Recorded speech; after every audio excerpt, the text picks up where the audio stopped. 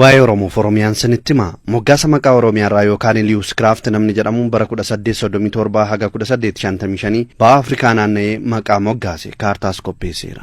Oromiyaa har'aas Ormaaniyaa jedhee moggaasee ture. Bara 1970 keessa immoo biyya Oromoo jedhamee moggaafame. Achis bara 1976 keessa Oromiyaa akka jedhamu ta'eera. Kuushii fi Oromoo Lewis Craft 1846 irraa fudhatame. Waa'ee afaan Oromoo yoo ilaalle immoo Afrikaa keessatti afaan Oromoon afaanota Haawuzaa fi Arabaa ta'ansi sadarkaa sadaffaa irratti dubbatama. Afaanota Afrikaa 1000 ol ta'an keessaa afaan Oromoon kan bal'inaan dubbataman 5 keessatti ramadama. Afaanota Kuush 40 ol ta'an keessaa afaan Oromoon dubbatamuun tokkoffaadha. Afaan Oromoo saboonni kanneen akka Geediyoo, Sidaamoo, Hararii, Kambaataa, Somaalee, Atawaa, Bartaa, Halaabaa, Guraagee, Amaarrii fi kanneen biroon ni dubbatu. Kitaaba Tekle Tsaadiq Makuriyaa 1961 irraa fudhatame. Bara 1934 haga 1966 Afrikaa keessaa afaan Oromoon qofatu akka hin dubbatamne dhorkame. Afaan Oromoon yeroo jalqabaaf raadiyoon kan tamsa'e bara weerara Itaalii 1928 haga 1933 ture. Lexical Aspects of Oromoo Gerjaa Jiibii irraa fudhatame. Teessuma lafa Oromiyaa yoo ilaalle immoo bal'ina lafa Oromoo kaaree meetiri squeerii 600 ol ta'a. Tekle Tsaadiq Makuriyaa 1961 irraa fudhadhe. Biyyoota Afrikaa 56 keessaa bal'ina lafaatiin kan Oromiyaa caalu 17 qofa. Oromiyaan bal'ina lafaatiin Faransaay ni caalti. Bal'inni lafa Oromiyaa biyyoota kanneen akka Kuubaa ida'u, Bulgaariyaa ida'u, Biriitaaniyaa waliin walqixa. Topograafiin Oromiyaa kaabaan digirii 2 haga 12, lixaan digirii 34 haga 44 irratti argamti. Oromiyaan bahaan Somaalee, Affaariif Jibuutiin, lixaan Sudaaniif Sudaan kibbaan, kaabaan Amaaraaf Tigraayin, kibbaan Keeniyaaf gamisa Somaaliyaan daangeffamti. Craft 1842 irraa fudhatame. Bal'inni lafa Oromiyaa Itaaliin dachaa 2 ta'a.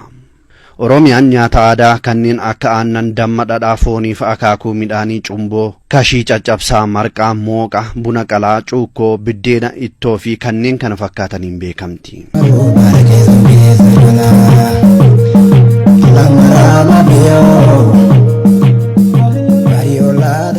Qabeenya Oromiyaa yoo ilaalle immoo bineensota, haroowwan, lageen, warqii, meetii, bosona, holqoowwan, albuudota adda addaa fi kan kana fakkaatan Oromiyaan badhaateetti. Oromiyaa keessatti malli qonnaa 2dha irra caalaatti kan itti fayyadaman. Qonna midhaanii yoo ilaalle buna, qamadii, garbuu, boqqolloo, xaafiif kan kana fakkaatantu bal'inaan oomishama. Horsiisa beelladaan immoo loon, bushaayee, re'ee foolaa, gaalaa fi kottee duudaa, sadeen, gaangee, fardaa, farreen bal'inaan ni jiru. Haalli qilleensa Oromiyaa badda dareef gammoojjiidha. Baay'ina uummataa miiliyoona 40 olis ni qabdi Oromiyaan. Madda dhala namaan yoo ilaalame Kushatik jalatti ramadama. Horteen Oromoo jalqabaa Horoof Hawwanii jedhamuun beekamu. Mootiin Kuushota durii yeroo jalqabaaf hoogganan Amaarraanaa, Asiisii yookaan Ateetee fi Oosiriis jedhamu. Lewis Craft 1846. Oromiyaan hawwata turistiin badhaatuudha. Holqa Soofumar, Dirree Sheek Huseen, Madda Walaabuu, Paarkii Diinshoo, Paarkii Hawaash, Fincaa Asoor, Malkaa Qunxurree, Siidaa Anolee, Siidaa Calangoo, Masaraa Kumsaa Morodaa, Masaraa Jimmaa Abbaa Jifaar, haroowwan Sulula Qinxaamaa, Dambal, Shaalaaf Abijaataa, Langaanoof haroowwan naannoo Bishooftuu fi kan kana fakkaatan keessatti argamti.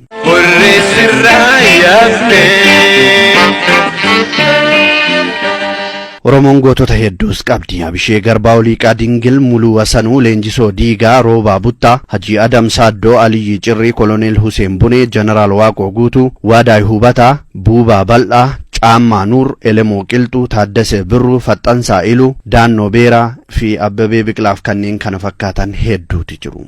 Oromoon sirna dimookiraasii, sirna gadaa adda ta'e ni qaba. Dhahaa Oromoo yoo ilaalle immoo addunyaan kalaandara guutuu fi hir'uu qabdi. Oromoon ammoo kalaandara lakkoofsa urjiif baatii qaraarratti hundaa'e qaba. Akka dhahaa Oromootti waggaan ji'oota 12, ji'i guyyoota 28 fi baatii waqtii 4 ganna birraa bonaa fi arfaasaa jedhee qooddata.